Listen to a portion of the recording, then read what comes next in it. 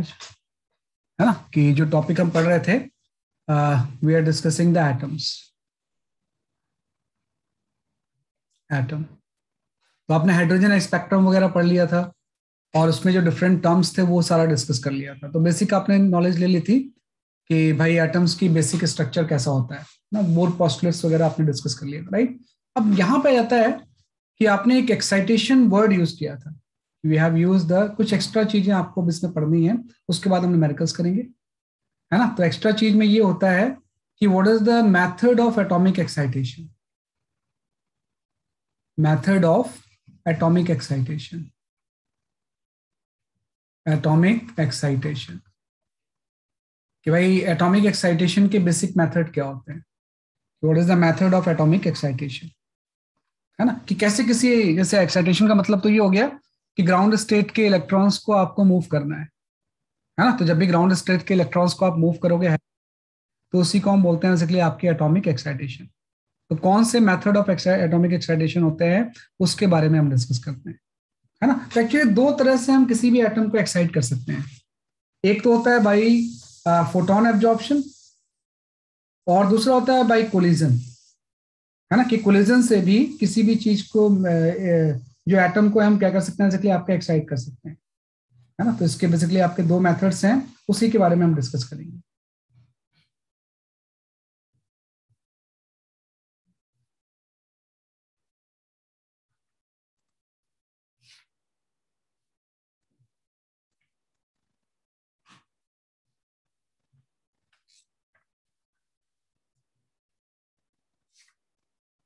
हाँ, यहाँ पे आ गया कि मेथड ऑफ एटॉमिक एक्साइटेशन की अगर हम बात करें तो पहला जो मेथड होता है, इसमें तो कुछ बहुत ज्यादा पढ़ने की जरूरत नहीं है, that is known as a by photon absorption, by photon absorption.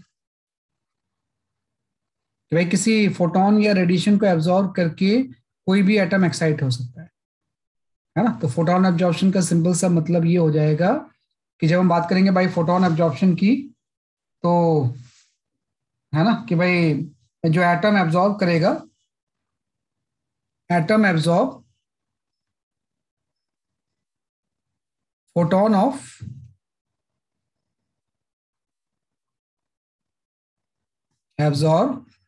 Of energy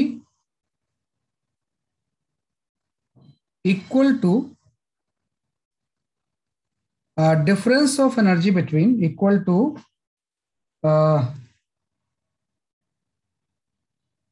difference of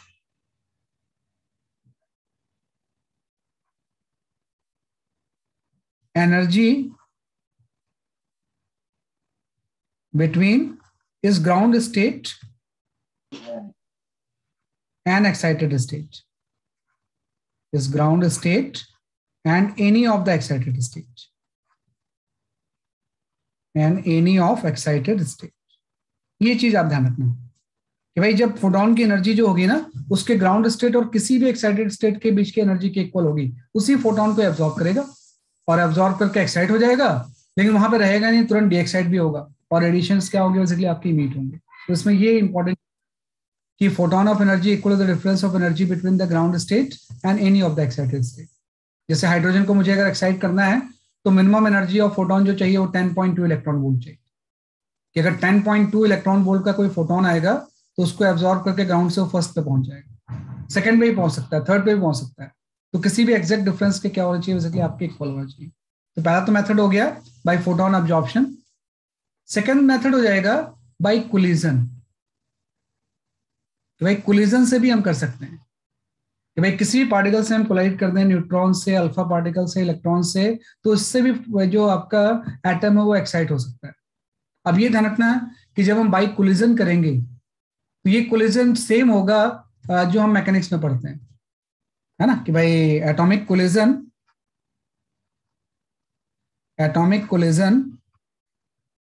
is similar to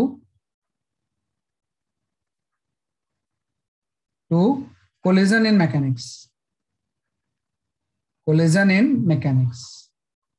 इसमें कोई डिफरेंस नहीं होता है, जैसे आप मैकेनिक्स में कोलिजन पढ़ते थे वही सारी थ्योरी यहाँ पे यूज हो जाएगी, है ना। कि एक्चुअली में होगा क्या कि जैसे मैंने बोला कि यहाँ पे सपोज आपका कोई हाइड्रोजन एटम है, है ना, कि आपका कोई हाइड्रोजन एटम है, थोड़ा इनलार्ज बना रहा हूँ, और इससे कोई भी पार्टिकल आके कोलाइड करता है, सपोज इसका मास स्मॉल एम है, तो इसकी स्पीड कुछ यू होगी, और ये हाइड्रोजन एटम सपोज रेस्ट पे है, या कोई भी दूसरा एटम है वो रेस्ट पे है, तो जैसे ये कोलाइड करेगा, आपको पता है कोलिजन जब करेगा तो उसका कुछ पार्ट तो यूज हो जाएगा एक्साइट करने में, लेकिन इसकी कुछ एनर्जी बची भी तो रह जाएगी। कोलिजन के बाद क्या होगा, स्मॉल एम की भी कुछ एनर्जी होगी, हो सकता है कि इसकी वेलोसिटी कुछ v1 हो जाए, और जो आपका हाइड्रोजन है ये भी हो सकता है कुछ वेलोसिटी गेन कर ले, कि जो हाइड्रोजन एटम है ये भी क्या हो गया बेसिकली आपका कुछ वेलोसिटी गेन कर लेगा ये, है ना, कि हाइड्रोजन एटम जो था ये भी क्या करेगा, कुछ वेलोसिटी गेन कर लेगा। तो जैसे कोलिजन में नॉर्मल होता है कि एक रेस्ट पे था, दूसरा पार्टिकल आके कोलाइड किया, तो इसकी काइनेटिक एनर्जी का कुछ पार्ट तो एक्साइट करने में यूज हो गया, और बाकी कुछ पार्ट बच भी गया, है ना। तो अगर मैं आपसे पूछूं कि कौन सी एनर्जी इसमें एक्साइट करने में यूज हुई होगी, तो क्या इसका आंसर आप दे सकते हो कि भाई कौन सी एनर्जी एक्साइट करने में यूज होगी इसको? भाई काइनेटिक एनर्जी का जो डिफरेंस होगा वही तो यूज होगा। तो सिंपल सा आपको पता है कि कोई भी जब सिस्टम ऑफ पार्टिकल होता है, ये लास्ट ईयर मैंने आपको पढ़ाया होगा कि जो सिस्टम ऑफ कोई भी पार्टिकल होगा, तो इस सिस्टम ऑफ पार्टिकल की जब मैं टोटल काइनेटिक एनर्जी लिखूंगा तो वो होता है केसी प्लस के डैश। इसमें जो केसी होता है this is the kinetic energy of centre of mass, kinetic energy of centre of मास, और जो के डैश होता है वो आपका होता है kinetic energy of system with respect to centre of mass, kinetic energy of system with respect to centre of mass, है ना, कि के डैश जो हो जाएगा वो kinetic energy of the system with respect to centre of mass हो जाएगा। तो आपको पता है इसमें कोई एक्सटर्नल फोर्स तो है ही नहीं, कि जो भी इंटरेक्शन हो रहा है वो इंटरनल है, तो सेंटर ऑफ मास की काइनेटिक एनर्जी तो चेंज होगी नहीं। तो सिंपल सा यहाँ पे मेन थ्योरी आ गई, in absence of external force, in absence of external force, है ना, केसी रिमेन कांस्टेंट, केसी रिमेन सेम, है ना, बट के डैश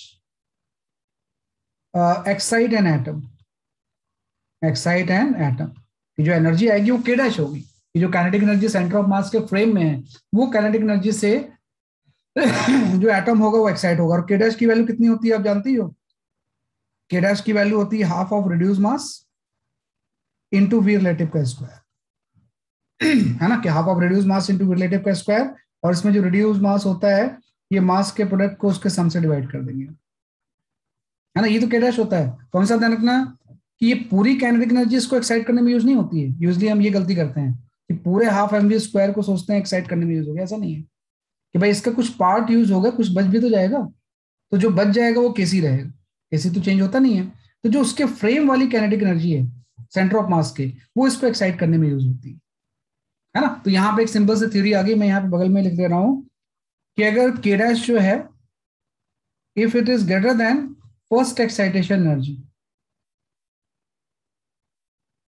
ग्रेटर देन और equal to first excitation energy,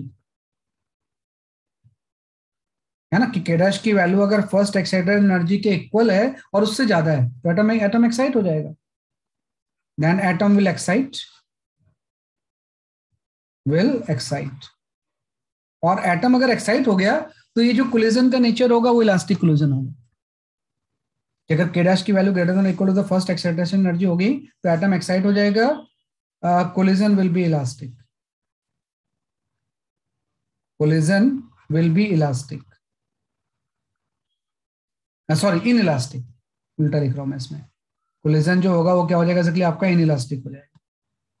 in elastic इसलिए हो जाएगा क्योंकि काइनेटिक एनर्जी तो यूज हो गई, अगर काइनेटिक एनर्जी यूज हो गई तो वापस वो काइनेटिक एनर्जी रिटर्न नहीं होगी ना, क्योंकि वो काइनेटिक एनर्जी तो रेडिएशन में कन्वर्ट हो जाएगी, है ना, कि भाई के डैश ने एक्साइट कर दिया अगर, तो के डैश ने इलेक्ट्रॉन ग्राउंड स्टेट वाले को ट्रांसफर किया, उससे वो एक्साइट हो गया, लेकिन वापस जब ग्राउंड स्टेट वाला जब ट्रांसमिट करेगा तो काइनेटिक एनर्जी वापस थोड़ी आएगी, तो रेडिएशन के फॉर्म में निकल जाएगी।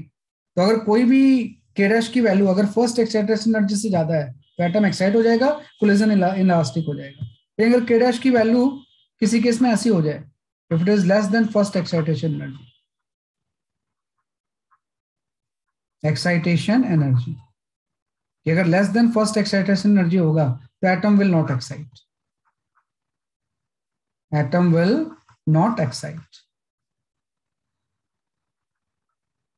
है ना। एंड इलास्टिक कोलिजन हो जाएगा, इसी को हम बोलेंगे इलास्टिक कोलिजन। कि अगर इलास्टिक एटम एक्साइट ही नहीं हुआ तो एनर्जी कहीं यूज ही नहीं हुई उसकी, मतलब सिस्टम की काइनेटिक एनर्जी कंजर्व रहेगी। तो सिस्टम की अगर काइनेटिक एनर्जी कंजर्व रहेगी तो वो जो आपका कोलिजन होगा उसी को हम इलास्टिक कोलिजन बोलेंगे। तो कई बार न्यूमेरिकल्स में एटॉमिक कोलिजन में इलास्टिक एंड इलास्टिक की वो बात करते हैं। तो अगर एटम एक्साइट कर चुक सकता है कोई अगर सिस्टम, तो वो इनलास्टिक कोलिजन हो जाएगा। अगर एक्साइट नहीं हुआ तो एनर्जी कहीं यूज नहीं हुई, काइनेटिक एनर्जी कंजर्व रहेगी। और काइनेटिक एनर्जी कंजर्व रहती है तो जो कोलिजन होता है वो इलास्टिक होता है ना। तो इस तरह से हम इसको समझते हैं, है ना, कि केडैश जो होगा वो एटम को क्या करता है, बेसिकली आपका एक्साइट करता है ना। तो ये हम इस तरह से कर सकते हैं।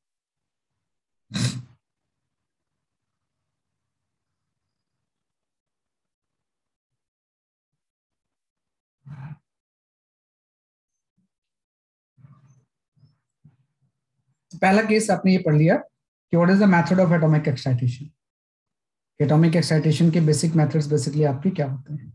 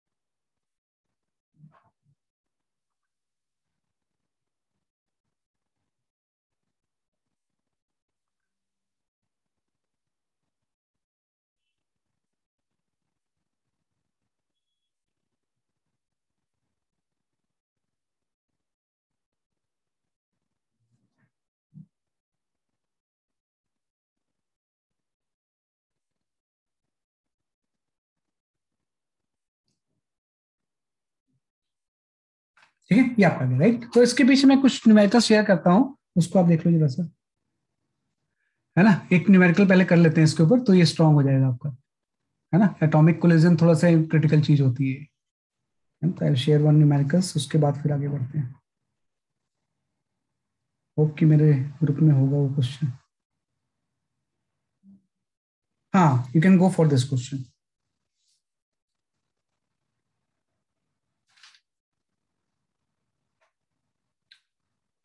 3 पार्ट है, आप एक पार्ट सॉल्व कर लो। फर्स्ट पार्ट का मुझे आंसर बता दो, बाकी पार्ट तो हो ही जाएंगे आपके।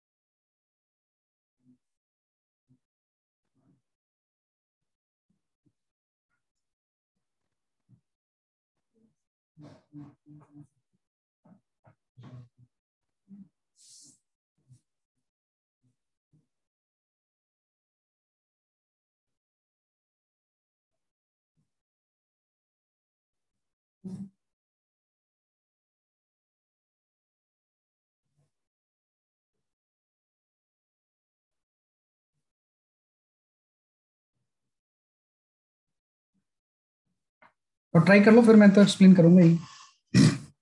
I explain.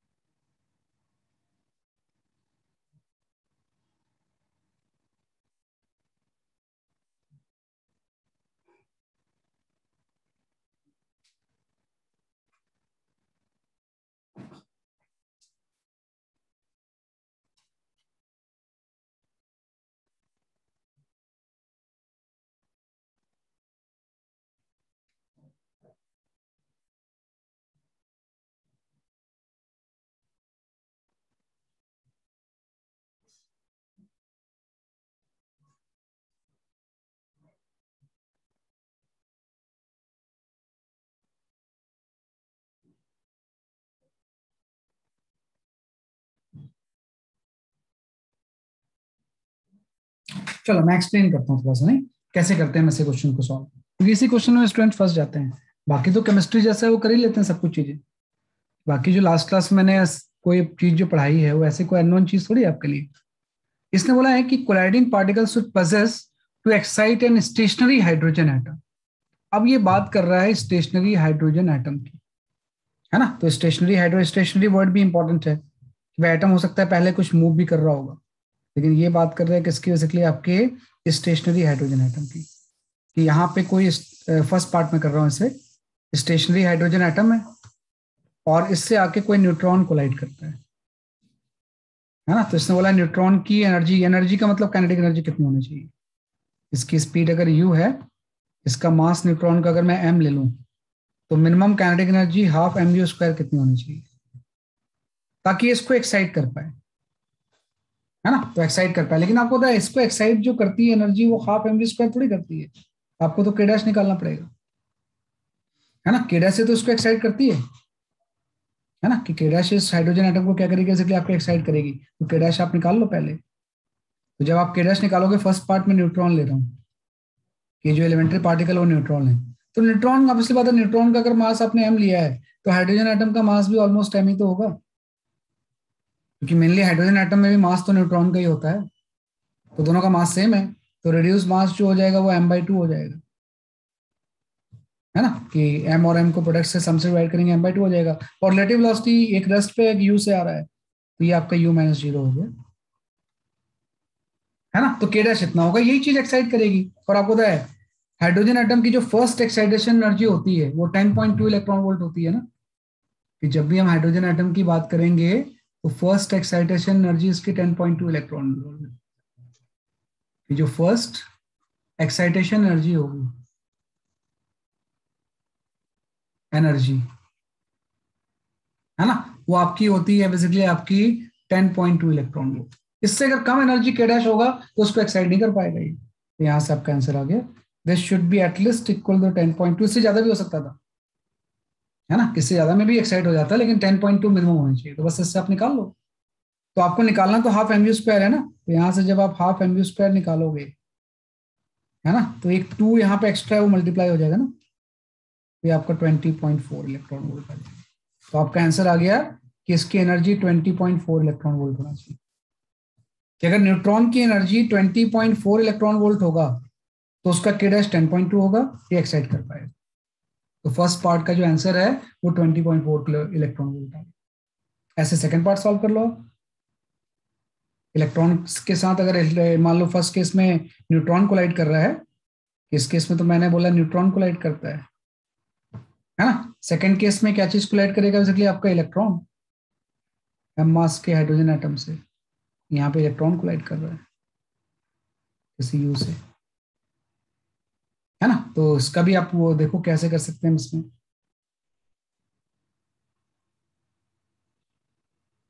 है ना, कि मास ऑफ द इलेक्ट्रॉन हम एम ही ले लेते हैं, या M small M capital M आप ले लो, ये ज्यादा अच्छा रहेगा। भाई इलेक्ट्रॉन का मास अब स्मॉल एम ले लो, हाइड्रोजन एम का एटम का मास कैपिटल एम ले लो। तो इस केस में मिनिमम एनर्जी कितनी होनी चाहिए। आज का लेक्चर बहुत क्रिटिकल लेक्चर है ना, सब चीजें हम थोड़ी सी एक्स्ट्रा पढ़ेंगे इसमें, जो कि बहुत कन्वेंशनल नहीं होती।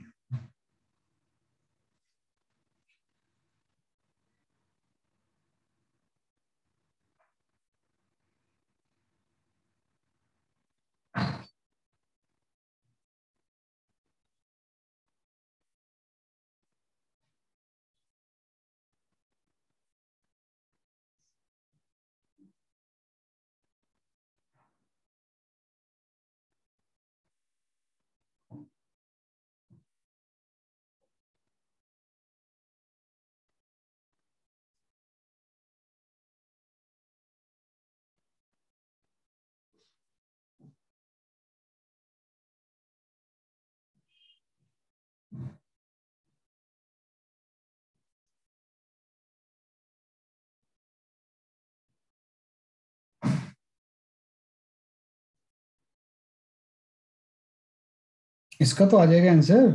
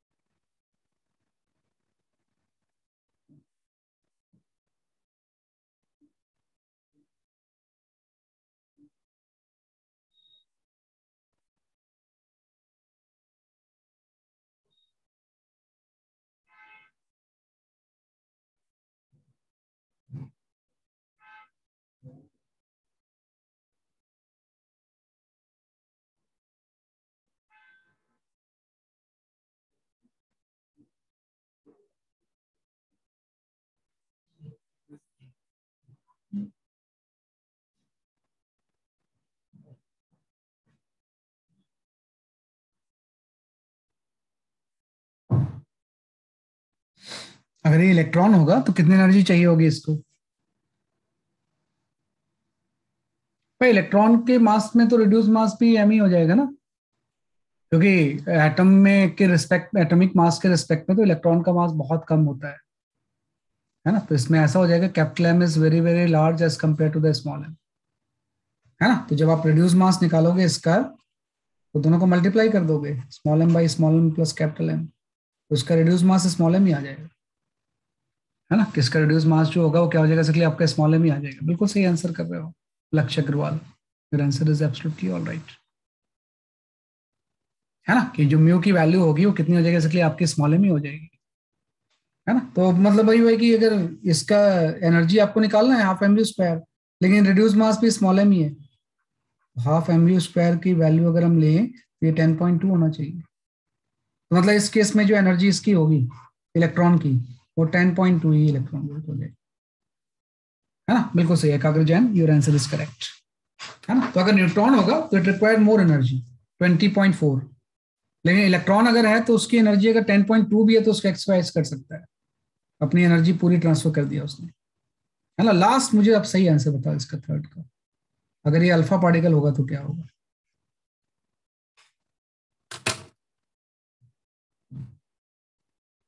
कि अल्फा पार्टिकल को अगर कोलाइड करना है तो उसकी एनर्जी कितनी जरूरत पड़ेगी?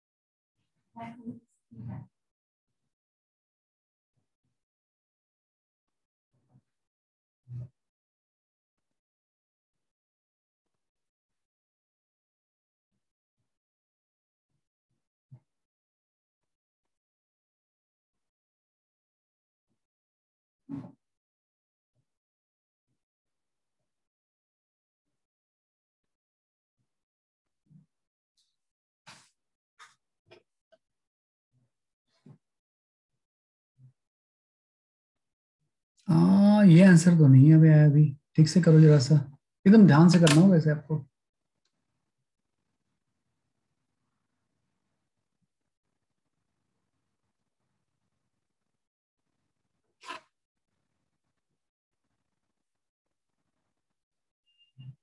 हाँ यथार्थ now your answer is correct.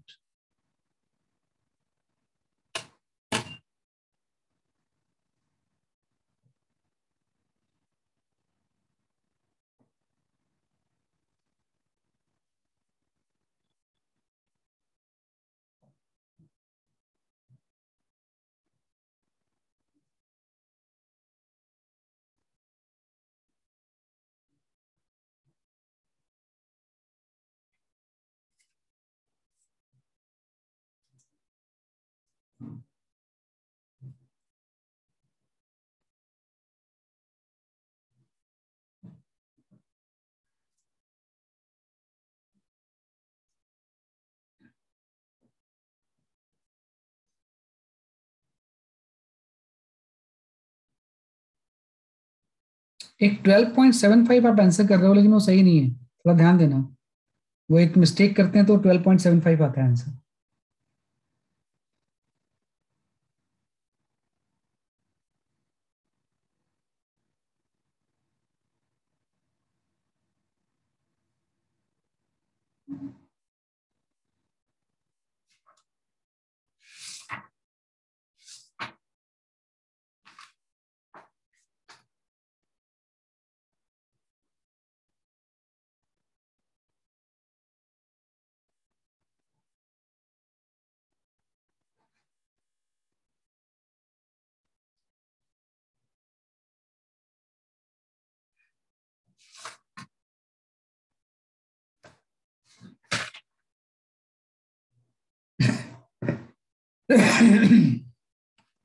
चलो मैं एक्सप्लेन करता हूँ इसे। नहीं कुछ नहीं, ये सारा हटा देता हूँ मैं भी, ये बाकी चीजें हटा देता हूँ मैं। होप कि आपने इसको नोट कर लिया होगा। नहीं अभी ये भी आंसर सही नहीं है। देखो कुछ नहीं करना है, अब आपको अल्फा पार्टिकल है ये। आप सही है कार्तिक त्यागी, आपका आंसर। वो मिस्टेक आपने आइडेंटिफाई कर ली ना, है ना, वो बड़े मतलब छोटी सी मिस्टेक है लेकिन वो होती है बच्चों से। देखो अल्फा पार्टिकल अगर है तो अल्फा पार्टिकल का मास हाइड्रोजन एटम के 4 टाइम्स होता है, ये 4m हो जाएगा। और यहाँ पे हाइड्रोजन एटम का मास आप m ले लो, है ना, कि हाइड्रोजन एटम का मास कितना हो जाएगा, 4m हो जाएगा। तो आपसे पूछा हुआ अल्फा पार्टिकल की काइनेटिक एनर्जी कितनी होगी, तो मतलब अल्फा पार्टिकल की स्पीड अगर मैं u ले लूं, ये तो रेस्ट पे ही है, तो इसकी जो काइनेटिक एनर्जी होगी आपको यही तो निकालना है, half 4m into u square. ये कितना होगा, ताकि इसको एक्साइट कर पाए। लेकिन एक्साइट ये इसकी वजह से थोड़ी होता है, एक्साइट तो ये के डैश की वजह से होता है। तो आप के डैश निकाल लोगे तो आपको पता है रिड्यूस मास इसका कितना हो जाएगा, m into 4m by m+4m। तो रिड्यूस मास की वैल्यू 4m/5 हो जाएगी। मैं यहाँ से के डैश निकालता हूँ, तो के डैश हो जाएगा half of 4m/5 into V relative का स्क्वायर, तो यू स्क्वायर आ जाएगा, है ना, क्योंकि ये पूरी एनर्जी थोड़ी एक्साइट करती है इसको, इसको एक्साइट तो करती है के डैश। तो के डैश एटलीस्ट कितना होना चाहिए, 10.2 होना चाहिए इलेक्ट्रॉन वोल्ट। अब यहां से आपको हाफ एम यू स्क्वायर नहीं निकालना है। अगर आप हाफ एम यू स्क्वायर निकालोगे तो 12.75 आ जाएगा। आपको हाफ 4m u स्क्वायर निकालना है ना, इसकी काइनेटिक एनर्जी तो हाफ 4m u स्क्वायर हो जाएगी। तो यहां से आपको निकालना है half 4m into u square, तो सिर्फ 5 मल्टीप्लाई हो गए यहाँ पे, तो 10.2 इंटू 5 हो जाएगा, मतलब 51 इलेक्ट्रॉन वोल्ट आ जाएगा। कि अगर इस अल्फा पार्टिकल की एनर्जी एनर्जी 51 इलेक्ट्रॉन वोल्ट होगी तो उसका के डैश 10.2 हो जाएगा और वो एटम एक्साइट हो जाएगा, है ना। तो तीनों केस के क्वेश्चंस आते हैं। हो सकता है क्वेश्चन में आपको न्यूट्रॉन दिया हो, न्यूट्रॉन का मास और हाइड्रोजन का मास सेम होता है। इलेक्ट्रॉन दिया हो, इलेक्ट्रॉन का मास बहुत कम होता है, अल्फा पार्टिकल का मास 4 टाइम्स होता है। लेकिन ये ध्यान रखना आपको 4m इंटू यू स्क्वायर निकालना है, half m into u square नहीं। तो इससे 51 इलेक्ट्रॉन वोल्ट आंसर आ गया। तो इसका 51 हो गया, इसका 10.2 इलेक्ट्रॉन वोल्ट हो गया, और न्यूट्रॉन का आपने 20.4 निकाला था। मतलब लीस्ट एनर्जी इलेक्ट्रॉन से हम कोलाइड करके इसको एक्साइट कर सकते हैं, है ना। बाकी से एनर्जी ज्यादा लगेगी अल्फा पार्टिकल वगैरह से, है ना। तो ये इसमें एक रेड्यूस मास का कंसेप्ट है।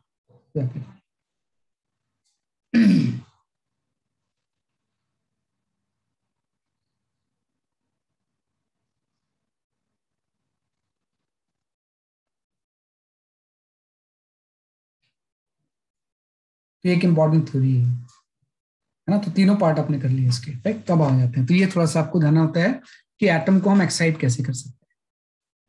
अब आ जाते हैं जो नेक्स्ट टॉपिक आपका है, that is the we talk about the effect of motion of nucleus, है ना। कि जो नेक्स्ट चीज थोड़ा सा मॉडिफाई कर रहे हैं, जो चीज हम जानते हैं उसी को, effect of motion of nucleus,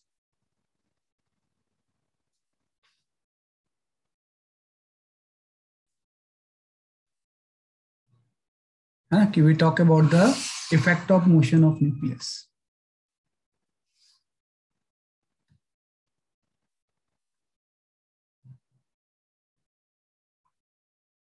effect of motion of nucleus,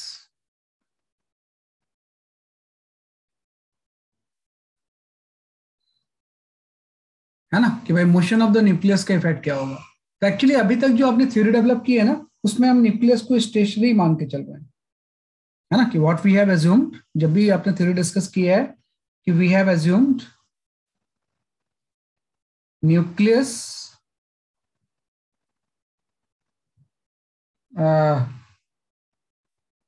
nucleus remain at rest, remain at rest and electron revolve around it। आपके सारे फॉर्मूला इसी एज्यूम्पशंस पे तो बेस्ड हैं, इलेक्ट्रॉन रिवॉल्व अराउंड इट।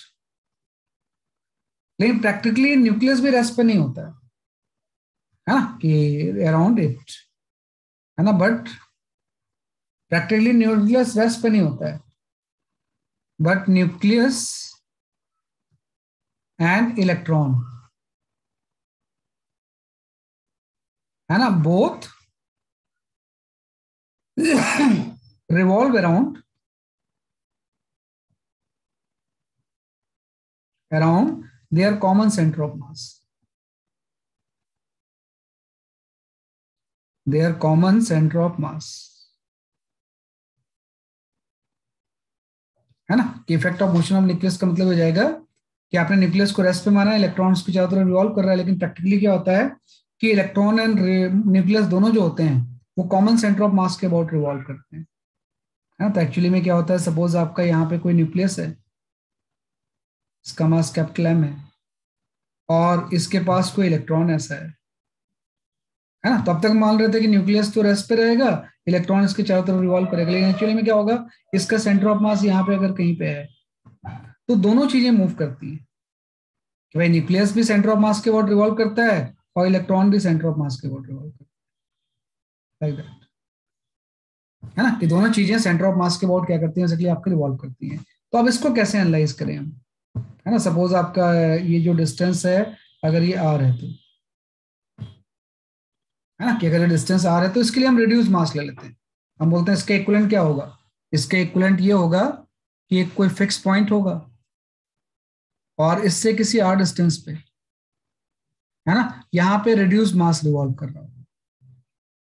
तो जब भी दो चीजें अगर अपने सेंटर ऑफ मास के अबाउट रिवॉल्व करती है तो उसका इक्विवेलेंट ये होता है कि फिक्स पॉइंट के अबाउट कोई रिड्यूस मास रिवॉल्व करता है। तो आप यहाँ के पे रिड्यूस मास निकाल लोगे, reduce mass small M into capital M by small M plus capital M हो जाएगा। तो इसका इक्विवेलेंट ये होता है कि किसी स्टेशनरी पॉइंट के अबाउट रिड्यूस मास रिवॉल्व करता है। बस एक चीज आ गई रिड्यूस मास, तो सारे फॉर्मूले को हम मॉडिफाई कर सकते हैं, क्योंकि आपको पता है रेडियस जो ऑफ द nth ऑर्बिट होती है this is inversely proportional to the mass of the electron. तो अगर मास रिड्यूस मास की बजाय आपका ये मास अगर रिड्यूस मास है तो आप रेडियस आर एन डैश हो जाएगी, R N dash by R N की जो वैल्यू होगी ये इनवर्सली प्रोपोर्शनल हो जाएगा आपका, ये हो जाएगा एम बाई म्यू, है ना। तो अगर आपको आर एन का फॉर्मूला तो पता ही होता है, ये इलेक्ट्रॉन को लेके फॉर्मूला आपका 0.53 n square by Z angstrom होता है। तो अगर इलेक्ट्रॉन की मास की बजाय रिड्यूस मास रिवॉल्व कर रहा है तो इससे आर एन डैश की वैल्यू आ जाएगी। ऐसी energy of the nth orbit, this is directly proportional to the mass. तो यहाँ से energy of the nth orbit जो होगी E n dash by E n equal to mu by हम लिख देंगे एम, और यहाँ पे energy of the nth orbit का फॉर्मूला हम जानते ही हैं 13.6 Z square by n square electron. तो ये मॉडिफाई कर लेना कि जब भी motion of the nucleus consider किया हो, अगर नहीं क्वेश्चन में मेंशन है तो हम उसको मास मान के चलते हैं कि मोशन रेस्ट पे है, या न्यूक्लियस बहुत मैसिव है ना, न्यूक्लियस बहुत मैसिव है ना, तो वो रेस्ट पे लेके चलते हैं। लेकिन अगर क्वेश्चन में मेंशन कर रहा है कि दोनों कॉमन सेंटर ऑफ मास के अबाउट कर रहे हैं तो रिड्यूस मास से इस तरह से रिलेशन निकालना होता है ना। तो ये हो गया effect of motion of nucleus.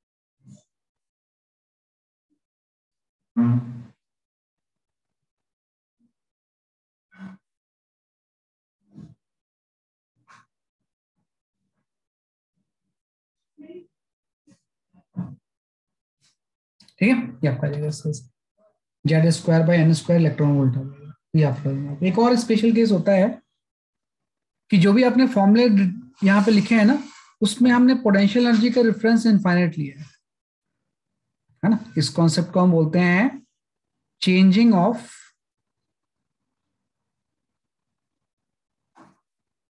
Potential energy reference, potential energy reference, ये थोड़ी सी क्रिटिकल चीज है, आप इसको ठीक से समझना। पोटेंशियल एनर्जी रेफरेंस, है ना। तो देखो जैसे मैं हाइड्रोजन का अगर मैं एनर्जी लेवल डायग्राम बनाऊं तो हाइड्रोजन के एनर्जी लेवल डायग्राम में एनर्जी में इसी तरह से तो लिख रहा था कि ग्राउंड स्टेट है, ये फर्स्ट एक्साइटेशन स्टेट, ये आपका सेकंड आ गया, इसके बाद आपका थर्ड आ गया एंड सो ऑन, है ना, इस तरह से था। तो आपको पता था कि इसकी जो टोटल एनर्जी होती है ना, ये -13.6 होती है, इसकी आपकी -3.4 होती है, इसकी -1.51 होती है, इसकी आपकी एनर्जी होती है -0.85, और अगर ये इनफाइनाइट पे आ गए तो इसकी एनर्जी हम 0 लेते हैं, है ना। तो आपको पता है कि ये तो इसकी टोटल एनर्जी है, अगर इसकी पोटेंशियल एनर्जी निकालना हो तो पोटेंशियल एनर्जी इसी अमाउंट का डबल हो जाता है, 13.6, है ना, इंटू 2 हो जाएगा। इसकी काइनेटिक एनर्जी निकालना है तो जितना ये उसी के पॉजिटिव हो जाता है ना। तो आप देखो ये जो पोटेंशियल एनर्जी, इसका रेफरेंस आपने क्या लिया है, आपने रेफरेंस यही तो लिया है कि जहां पे एन इनफाइनाइट है वहां पे पोटेंशियल एनर्जी 0 है, कि जहां पे एन इनफाइनाइट है वहां पे पोटेंशियल एनर्जी 0 है।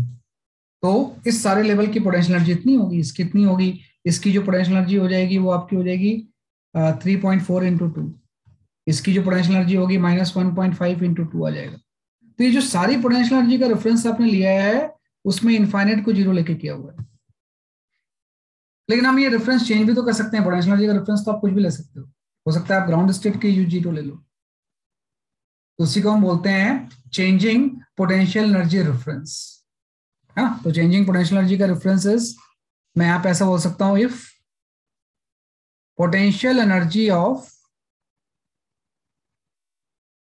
Ground state is assumed to be 0, है ना, assumed टू बी 0, है ना, then find out energy of first excitation state, energy of first excitation state, ये आपको बताना है कि potential of ground state is assumed to be 0, then find out the energy of the first excitation state. क्योंकि ये सारी energy जो आपने लिखी है ये तो इनफाइनाइट को 0 लेके लिखा है, अगर इनफाइनाइट के बजाय मैं इसको 0 ले लूं तो एक्चुअली होता है कि इसमें मेन कंसेप्ट ये है कि kinetic energy will remain same, है ना, कि भाई पोटेंशियल एनर्जी का रेफरेंस चेंज करने से काइनेटिक एनर्जी में कोई चेंज थोड़ी आएगा, and also energy difference remain same, energy difference remain same,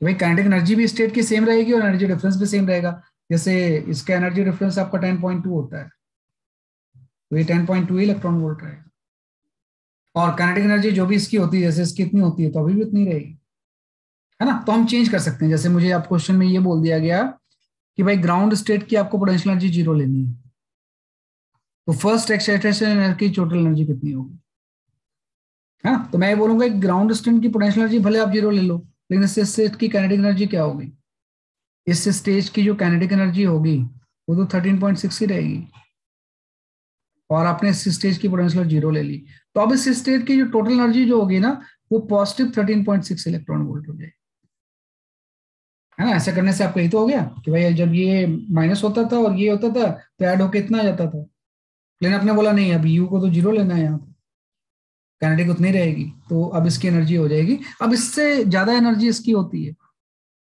कितनी ज्यादा होती है 10.2, तो इसमें ये 10.2 ऐड हो जाएगा, तो 10.2 ऐड हो जाएगा तो इसकी एनर्जी कितनी हो जाएगी 13.6 प्लस 10.2, मतलब इसकी जो एनर्जी आ जाएगी वो आपका, है ना, 23.8 इलेक्ट्रॉन वोल्ट होगी, ये आपका आंसर आ गया। तो जो इसका आंसर है वो ये है कि ग्राउंड स्टेट को अगर हम एनर्जी को 0 ले लें तो फर्स्ट एक्साइटेशन एनर्जी जो होगी वो 23.8 इलेक्ट्रॉन वोल्ट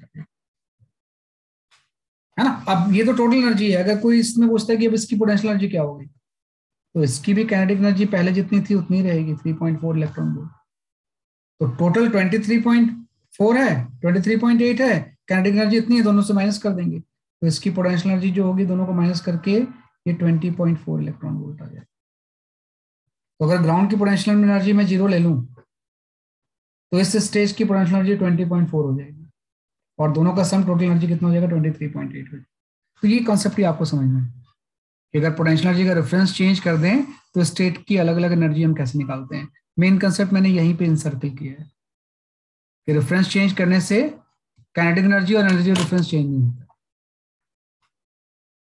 है। तो ये आप थोड़ा सा लिख लो। ये हो सकता है केमिस्ट्री में भी आ सकता है कई बार ये क्वेश्चन। सर न्यू रेफरेंस में E is equal to minus K is equal to U by two valid होगा? कहाँ पे?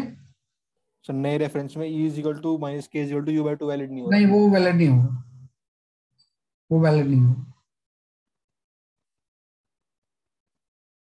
वो चीजें वैलिड नहीं होंगी अब इसमें। वो तो तभी होता है जब हम बात करते हैं पोटेंशियल एनर्जी इनफाइनाइट का जीरो। क्योंकि आपने जो फॉर्मूला ड्राइव किया ना पोटेंशियल एनर्जी का, फंडामेंटली अगर आप देखो तो फंडामेंटली अपने फॉर्मूला यही तो लिया था कि भाई यू की वैल्यू जो होगी वो आपने इससे निकाला था, minus k Z e square by r से। तो इसमें भी आर स्क्वायर इनफाइनाइट पे तो पोटेंशियल एनर्जी जीरो देते हैं, तो उस केस के लिए वैलिड है ना। उसी केस में सारी चीजें वैलिड है, इसमें वैलिड नहीं है।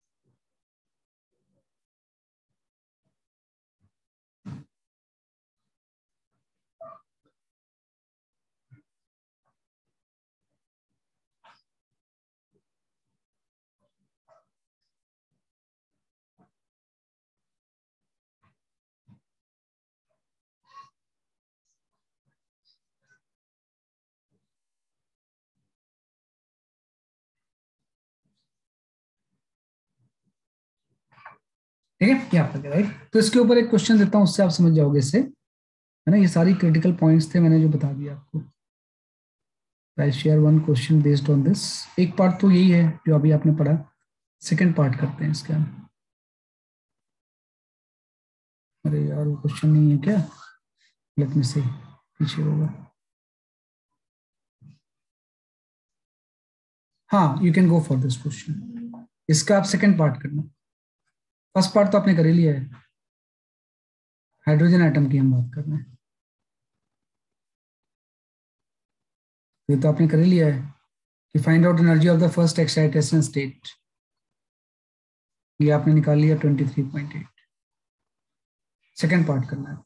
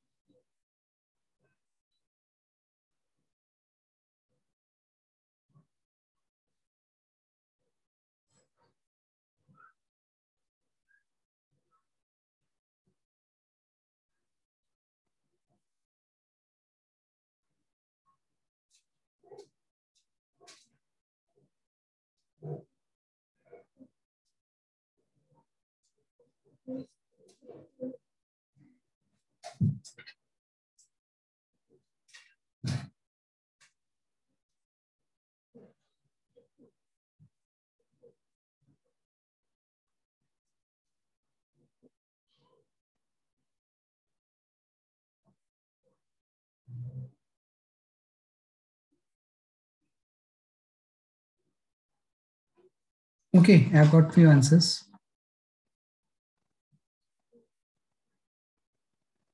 हाँ, लक्ष्य Agarwal, your answer is correct. बिल्कुल सही समझ गया आप.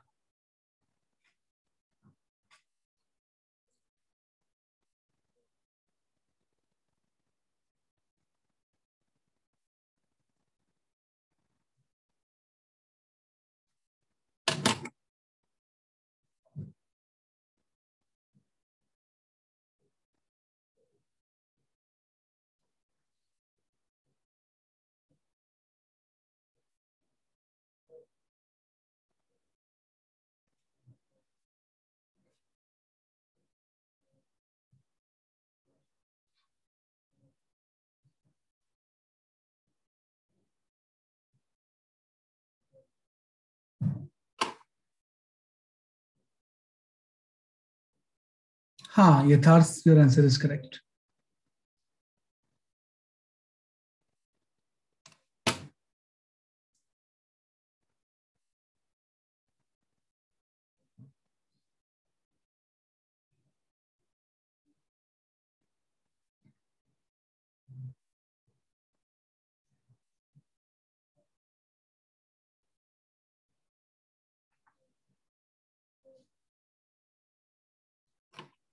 सही है, सही आंसर बता रहे हो आप, है ना भाई. इसमें 2 लाइन ही तो खींचनी होती है, 3 लाइन खींचनी होती है इसमें बस. तो इस क्वेश्चन को बड़ा क्रिटिकली सॉल्व करना आप, कि भाई 3 लाइन खींच दो, जो दे रहा है उसको यूज कर लेते हैं. ये आपका ग्राउंड, फर्स्ट, सेकंड. अभी बोल रहा है कि पोटेंशियल एनर्जी मुझे जो जीरो लेनी है ना, वो फर्स्ट की लेनी है, ग्राउंड की नहीं. तो इसकी एनर्जी जीरो है ना. और इसकी काइनेटिक एनर्जी 3.4 होती है. तो अब इसकी टोटल एनर्जी 3.4 इलेक्ट्रॉन वोल्ट हो गई. बस हो गया, है ना. ये तो हो जाएगी काइनेटिक एनर्जी इसकी 3.4 इलेक्ट्रॉन वोल्ट, है ना. तो ये आपका 3.4 इलेक्ट्रॉन वोल्ट हो गया. अब ये जो डिफरेंस होता है ये तो चेंज होगा नहीं, ये 10.2 इलेक्ट्रॉन वोल्ट ही रह जाएगा. तो 3.4 से माइनस हो जाएगा ना, इससे कम इसकी एनर्जी होती है. तो इसकी एनर्जी जो हो जाएगी 3.4 माइनस 10.2 इलेक्ट्रॉन वोल्ट, तो ये माइनस 6.8 आ जाएगा, है ना. और ये एनर्जी डिफरेंस आपका 1.89 होता है शायद. सही बता रहा हूँ, 1.89 होता है क्या? 1.9. हाँ, 1.89 या 9 ले लो, जो भी ले लो. तो 3.4 में इतना ऐड हो जाएगा, तो ये आपका 5.29 इलेक्ट्रॉन वोल्ट. बस हो गया, ये आंसर है. तो ग्राउंड स्टेज के अगर फर्स्ट एक्साइटेड स्टेट की पोटेंशियल एनर्जी जीरो ले लें, तो ग्राउंड की एनर्जी माइनस हो जाएगी, इतनी प्लस हो जाएगी. तो एनर्जी डिफरेंस सेम रहता है और काइनेटिक एनर्जी सेम रहती है. तो यू जीरो था, काइनेटिक एनर्जी इतनी होगी, मेरी टोटल एनर्जी इतनी हो गई. इससे इतना कम हो जाएगा ये, इससे इतना ज्यादा हो जाएगा. ये इसका आंसर आ गया, है ना. तो ये एक क्रिटिकल चीज है, तो ये बहुत कम स्टूडेंट सॉल्व कर पाते हैं इसको, पोटेंशियल एनर्जी का रेफरेंस अगर हम चेंज करें.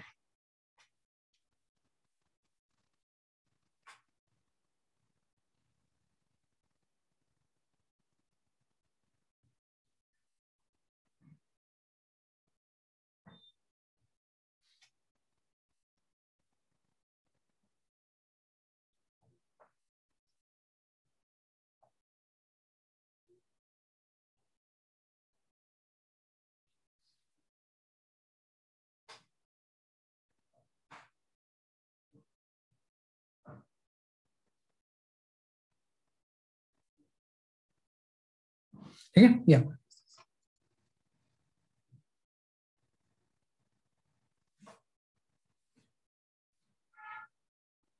ये आप करेंगे राइट. तो अब मैं कुछ न्यूमेरिकल शेयर करता हूँ, उसको अटेम्प्ट करो आप. मिक्स टाइप के होंगे सारे. अभी तक तो टॉपिक वाइज में कर रहा था, अब कोई मिक्स करता हूँ. हाँ, एक क्वेश्चन काफी इंपॉर्टेंट होता है ये, वो अभी आपने डिस्कस नहीं किया है. पता नहीं आगे है कि पीछे है।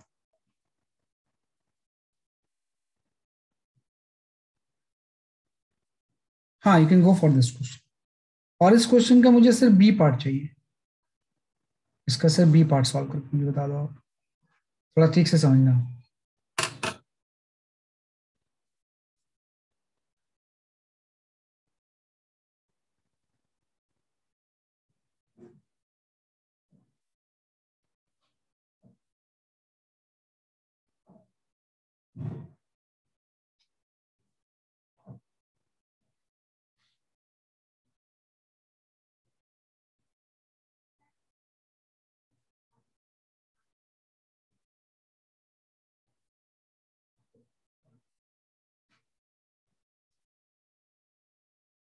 बी पार्ट कर लोगे बाकी तो आ ही जाएंगे।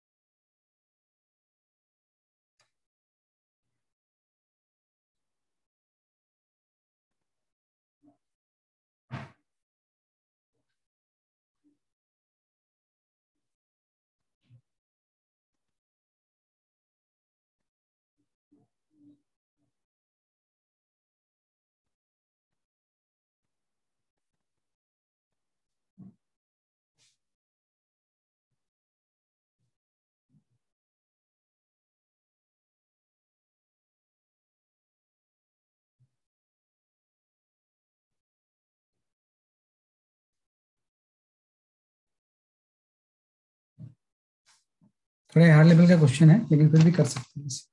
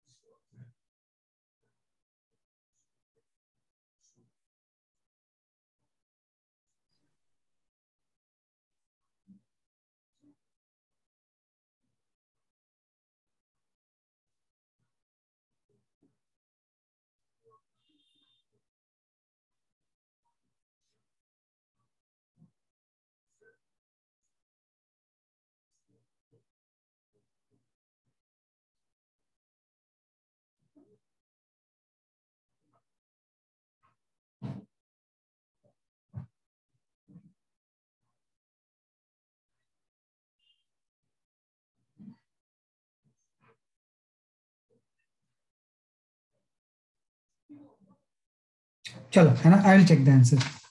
मैं चेक करता हूँ इसका आंसर, ये थोड़ा बड़ा है, बाकी तो ऑब्जेक्टिव भी करेंगे हम। हाँ, योर आंसर एकाग्र, योर आंसर इज करेक्ट। सही आंसर बताया आप, बिल्कुल सही बताया आपने, है ना, बिल्कुल सही बताया इन्होंने। इन्होंने इस तरह से सॉल्व कर लिया इसे।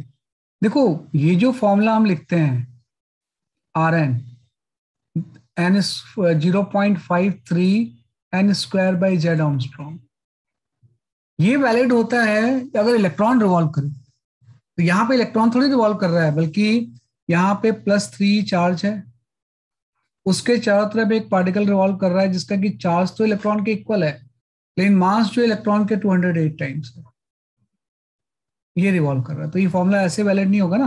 तो वही मैंने जो बताया आपको कि जो आर एन का मास के साथ क्या रिलेशन होता है, इन्वर्सली अहम होता है।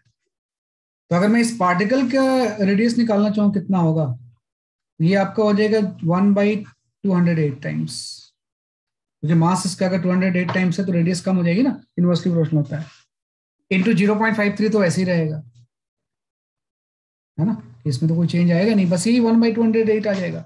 इंटू एन स्क्वायर पता नहीं है आपको, वही तो निकालना है आपको। भाई जेड की जगह पे इसने बताया 3 चार्ज है, तो मतलब जेड की वैल्यू 3 हो जाएगी, है ना। अब इसने बोला है कि किस एन की वैल्यू के लिए ये जो रेडियस आ रही है इस म्यू मेसॉन के साथ is same as the first Bohr orbit for hydrogen atom. तो first Bohr orbit for hydrogen atom 0.53 तो हो जाएगा, क्योंकि एन की वैल्यू 1 हो जाएगी, जेड भी 1 हो जाएगा। तो मतलब किस एन की वैल्यू के लिए इस पार्टिकल के साथ फर्स्ट ऑर्बिट के रेडियस के इक्वल हो जाएगा। बस सॉल्व हो गया क्वेश्चन। 0.53 तो कैंसिल हो गया, है ना। एन स्क्वायर की जो वैल्यू होगी वो 208 × 3 हो जाएगी, मतलब ये 624 हो जाएगा।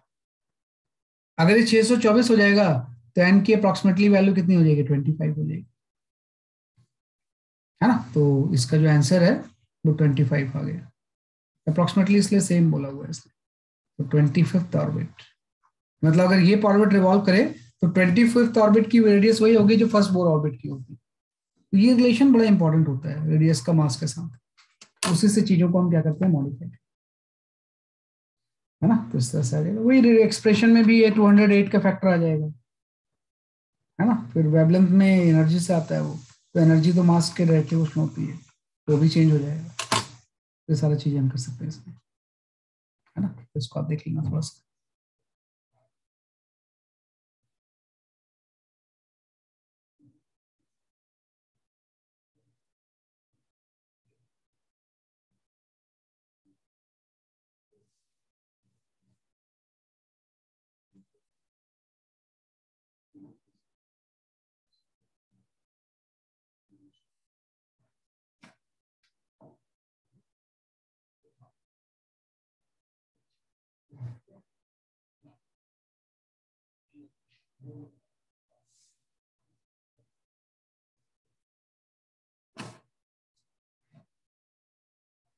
ठीक है, ये आपका गया इस तरह से। तो this way can solve, right. अब नेक्स्ट क्वेश्चन में देता हूँ आपको, कोई ऑब्जेक्टिव लेते हैं।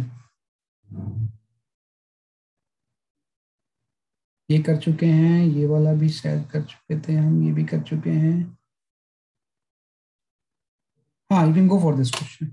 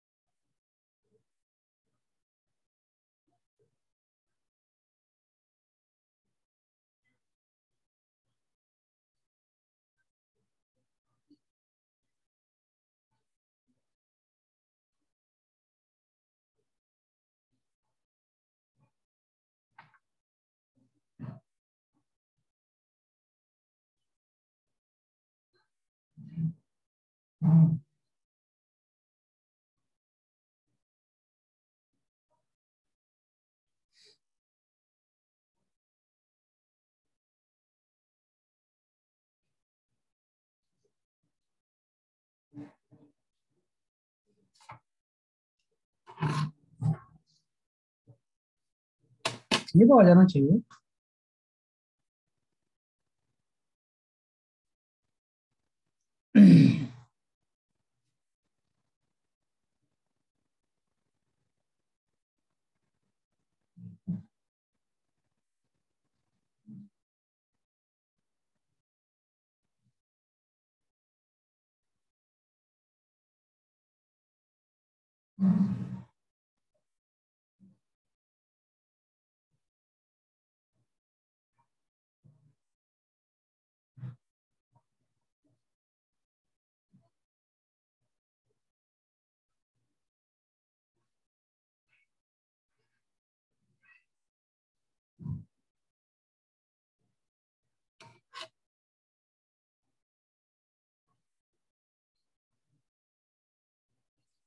हाँ सही है। यथार्थ Kumar Singh, your answer is correct.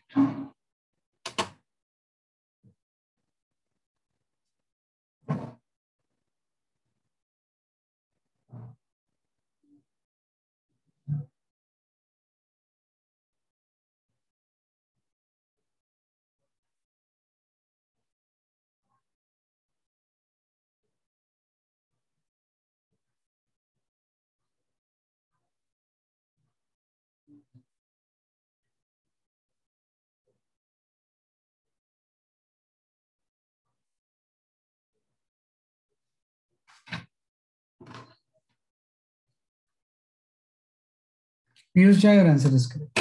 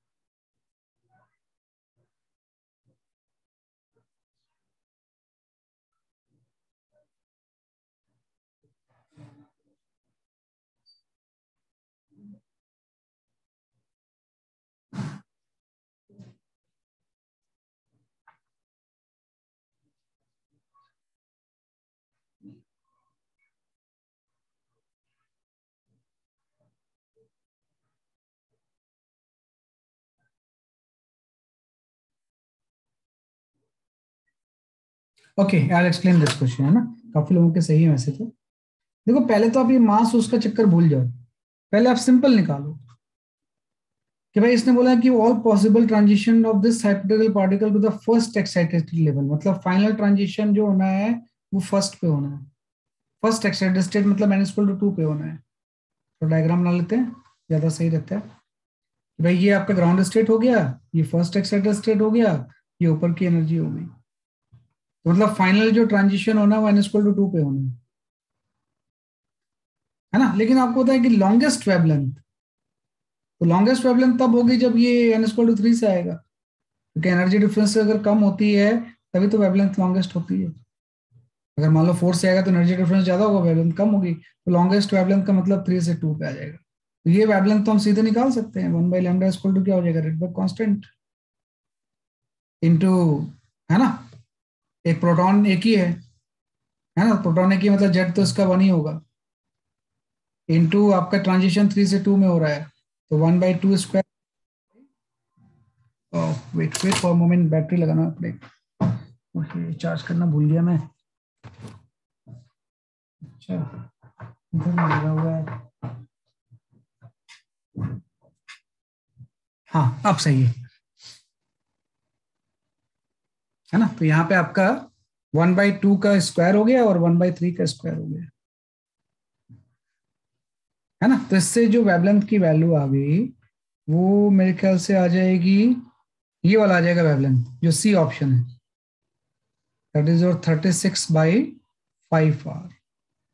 अब ये ऑप्शन बच्चों का आ गया तो उसको टिक कर देंगे, लेकिन यहाँ पे एक भी जो चीज है कि जो जो भी हमने किया है तो इलेक्ट्रॉन के लिए किया है, उसका double the mass of the electron है, तो वो आपको करना पड़ेगा ना। तो अभी आपको पता है कि एनर्जी जो होती है वो मास के डायरेक्टली प्रोपोर्शनल होती है, तो वेवलेंथ मास के इनवर्सली प्रोपोर्शनल हो जाएगी, है ना, क्योंकि एनर्जी और वेवलेंथ में इनवर्स रिलेशन होता है। तो वेवलेंथ अगर जो भी आ रहा है इस हाइपोथेटिकल एटम के साथ जो वेवलेंथ होगा वो इसका 1/2 टाइम्स हो जाएगा, क्योंकि मास डबल है ना, तो एनर्जी हाफ, ये वेवलेंथ हाफ हो जाएगी। तो यहाँ से आपका 18/5 आ रहा है, तो means C option is the correct, C option आ जाएगा। कई बार बी ऑप्शन हम इसमें टिक करते हैं, दोनों सही आंसर नहीं है, हाँ, तो इससे सी ऑप्शन आ जाएगा, है ना। तो मास का चक्कर बड़ा इंपॉर्टेंट होता है इसमें, तो इससे C option is correct answer. चलो एक और क्वेश्चन है, उसको भी डिस्कस करते हैं और फिर मैं मीटिंग ऑफ करता हूँ, क्योंकि ये डिवाइस जो है ना इसकी बैटरी लो हो रही है काफी, मैं चार्ज करने ही भूल गया था। चलो एक क्वेश्चन और करते हैं अभी। हाँ you can go for this question.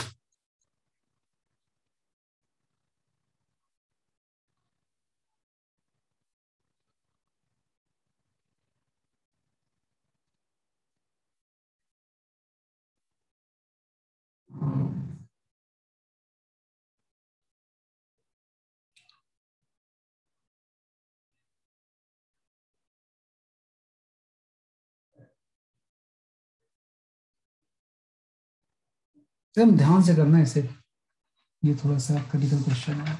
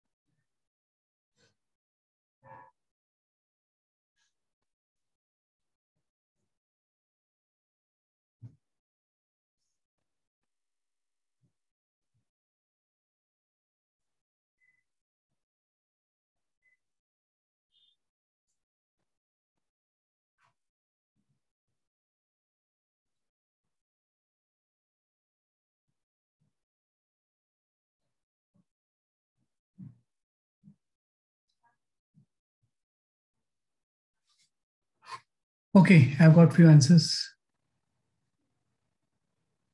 ना ना, दोनों को एक्साइट करना है, हीलियम को भी करना है, हाइड्रोजन को भी करना है।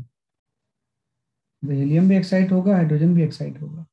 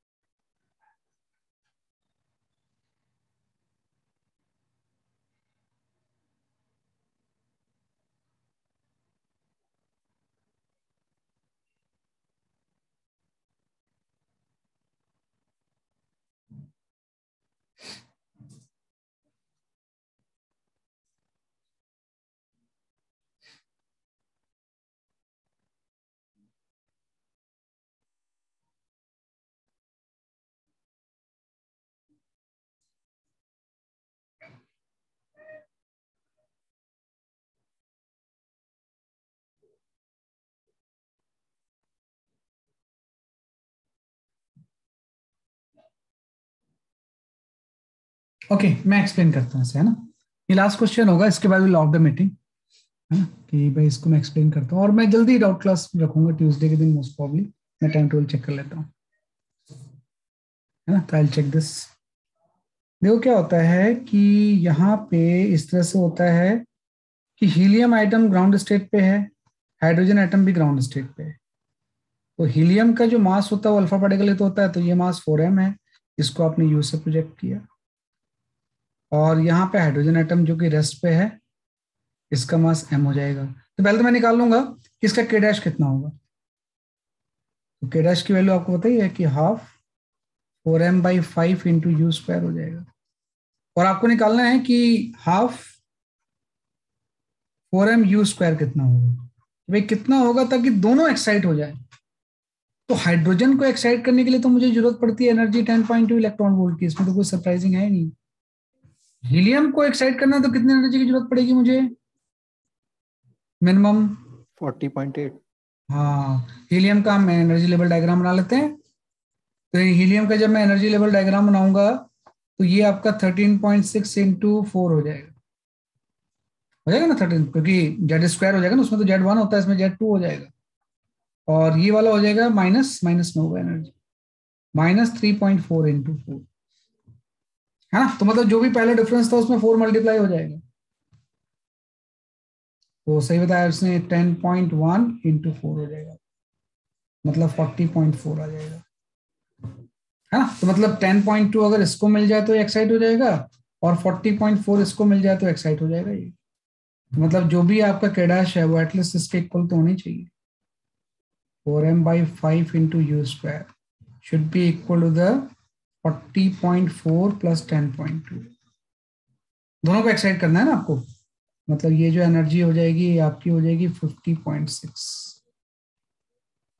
है ना, कि 50.6 हो जाएगी। लेकिन इससे 5 मल्टीप्लाई भी तो होगा, क्योंकि आपको तो half 4m into u square निकालना है। तो half 4m into u square की जो वैल्यू होगी, जो कि हीलियम की काइनेटिक एनर्जी होगी, ये आपका 50.6 इंटू 5 हो जाएगा। तो अब देखो क्या आंसर आ रहा है ना।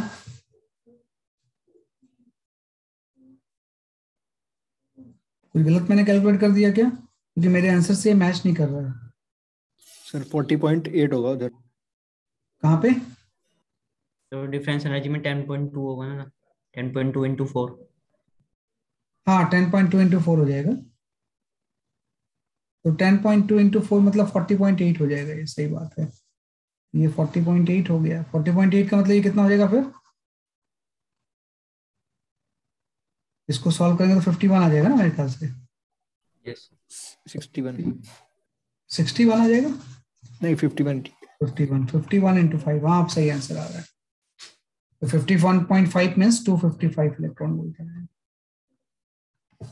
ये आंसर मेरे पास भी लिखा हुआ है कि भाई अगर इसकी एनर्जी 255 इलेक्ट्रॉन वोल्ट होगी तो दोनों को एक्साइट कर सकता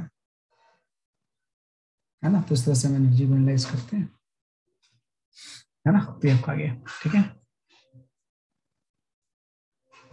ठीक है। तो दैट्स ऑल फॉर टुडे, है ना। नेक्स्ट क्लास में भी हम कंटिन्यू करेंगे। देखता हूँ अगर एटम का कुछ बचा होगा तो सही है, नहीं तो फिर हम will come to the exercise पे आ जाएंगे हम इसमें। और meanwhile I try to complete the doubts, है ना, कि डाउट्स में जल्दी कंप्लीट करता हूँ आपका मैं। सर स्टैक में कितना रह रहा है हमारा? इस ट्रैक में आपका भी रह रहा है बेटा, अभी देखो ये वो चैप्टर होगा, फिर उसके बाद सेमीकंडक्टर भी तो होगा। Okay sir. तो ज्यादा क्लास नहीं लगेंगे, 3 से 4 क्लास में हो जाएगा, है ना। फिर सेमीकंडक्टर भी आपका एक टॉपिक है ना। वो भी थोड़ा सा क्रिटिकल चीज होती है, देखते हैं अभी आपको, है ना। पहले तो डाउट्स कर लें, मेन प्रॉब्लम है कि अभी आपने जो पढ़ लिया है उसके डाउट्स आपके कवर हों, वो ज्यादा इंपॉर्टेंट चीज है। I will take regularly doubt class, मैं लगवा ही देता हूँ टाइम टेबल में से, ठीक है।